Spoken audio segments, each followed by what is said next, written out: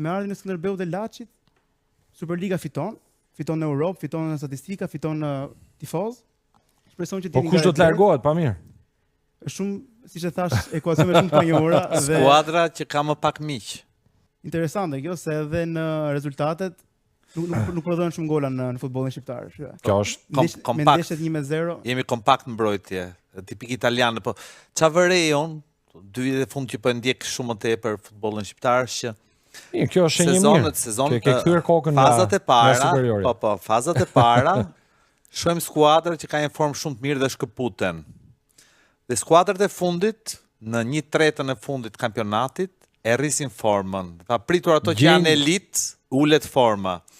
Dhe unë kam bindjen se ka diçka shkencore këtu që duhet ta shohin skuadrat e vendit parë, në mënyrë që ta vazhdojnë formën e mirë deri në fund kampionatit. Mban mend si kemi thënë sezonin e kaluar që sido që të shkojë një vit futbollistik, Teuta gjen gjithmonë mënyrën për t'ia dalë. Me sa duket këtë gjë po e mësojnë edhe të tjera tani.